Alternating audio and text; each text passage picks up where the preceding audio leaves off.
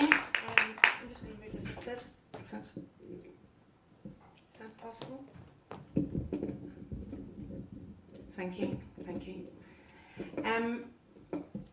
It's amazing that already we're at the end of this festival. It has been really exciting and memorable, and I would like to thank everybody associated with the festival, the organisers, volunteers, the interpreters, the translators, the performers, the directors, and all the other writers who have made it so special. I don't think I have ever encountered such warm hospitality anywhere.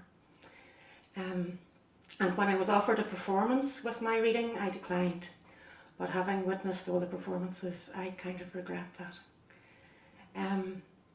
I plan to read for about 10 minutes, and I'll give just a very small introduction to each poem, not to explain the poem, but perhaps a little context, or to explain a particular or a strange phrase. The first poem is called The Cloud House, and in English there is an expression, to die under a cloud, and this means to die in disgrace.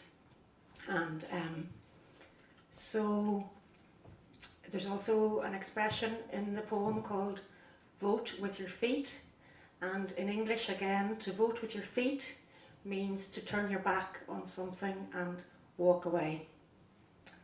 So, The Cloud House. The nameless dead dwell in a house where walls drip choice and all official documents dissolve. From room to room they know no need of doors, who tripped and froze and shuffled here now glide. Their cheeks are pink, their hair is slick, they wear no clothes, their laundry never dries. Our nameless dead hold hands. They claim the names they craved but dared not win. On beaten feet they voted with, they dance. Night after night they're held. They dream ensemble in giant waterbeds. The nameless dead laugh often in the cloud house. Their pills mildew and rot beside the nameless dreads they've dropped. Their lips are moist, their brows are kissed. They do not miss their lost lives and are glad.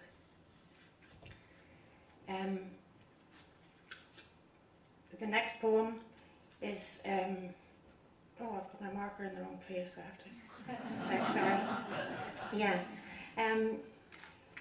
The border in Ireland is not a straight line. It's a very wiggly line, and it's about 300 metres long. And I grew up in the north of Ireland, and I continue to live there. And the border is largely invisible, and there is free movement, but as a child, our friends and our relatives in the south very rarely visited because they were frightened to cross the border. And we always went on holiday to the south.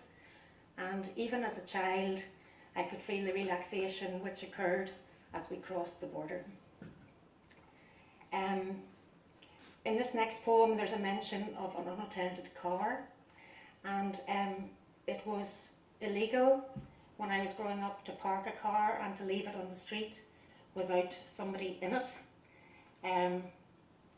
as it could be a car bomb, and this caused a lot of false alarms.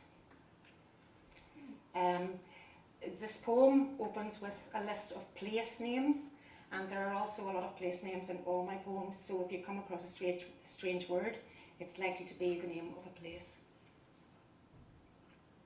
Geography and sweet shops. Lisfannan, Buncrana, Bunduff, Mullaghmore, Bosnala. The best places to swim were always over the border. In the car, killing time, we played I Spy with my little eye and Spot the Soldiers.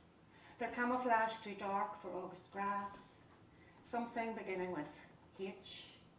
The wee white house, windows for eyes, one either side of the thick red line on the map. We imagined the little old woman. She was always little and old, waking each morning in the south and having eggs for breakfast in the north, and maybe crossing again to clean her teeth and check her hair in the big old bathroom mirror in the south. What accent would she use? Did her cattle favour southern or northern grass? Where did they give good milk? And where did her children go to school? And did they like to change their accents too? And did they ever get confused? The sea and southern bread and sweets we couldn't get at Auntie Maggie's shop. Skittles, golden crisp, and richer, smoother, creamy dairy milk.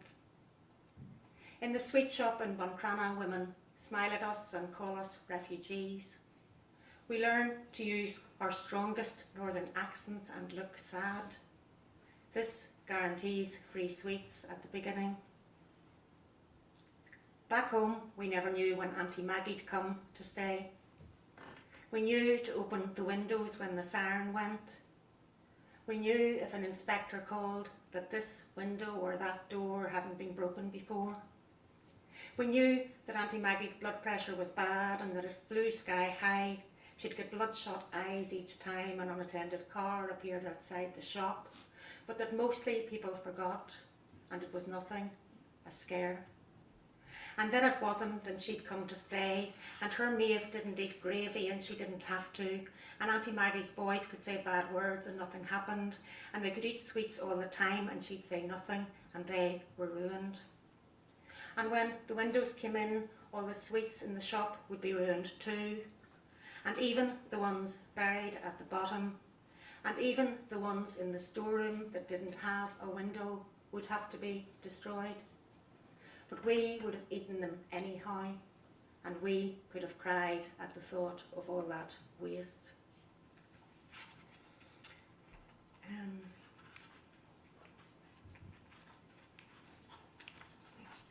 And yeah, the next poem is kind of that journey in reverse, as an adult, passing from the south to the north.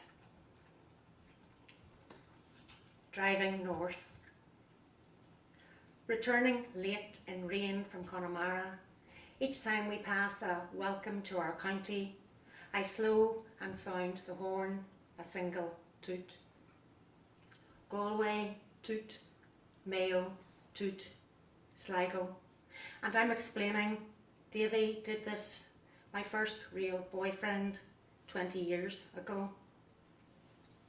And when approaching sleep you call me sweetie, I know your friend, your ex, still calls you that.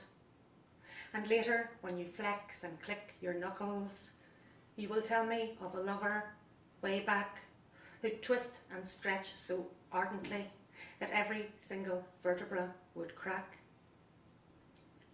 And when you make me scratch your back, it's childhood and your daddy. The wheaten bread each Saturday's my ma. That thing when I touch the back of your hand with the back of a hot coffee spoon is a man I loved abysmally, and that man's granddad. And this is how it is. Angels and ogres jostle at our shoulders, anxious for their chance to vanquish time.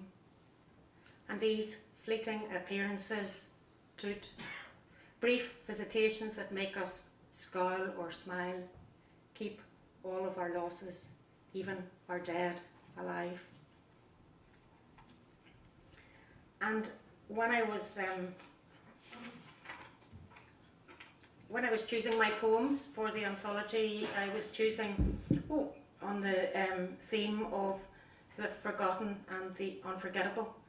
And I realised when I came to put a reading together this evening that all the poems were kind of circling and hovering around the theme of death.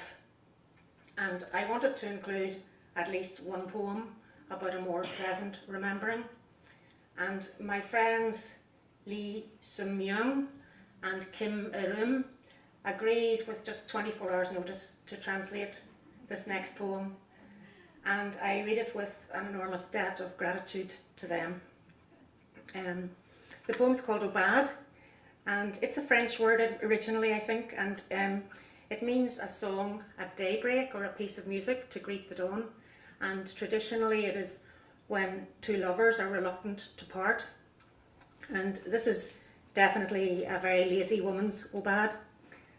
And it opens with a line from Walt Whitman, who says, "Bring the muse into the kitchen." And you can imagine that the man in the kitchen is perhaps a Korean or even a Belarusian man. Obad. A man is squeezing oranges in my kitchen. I am down the corridor in bed and he is squeezing oranges in my kitchen. From where I lie, I cannot see the man, but I've deduced that he is squeezing oranges.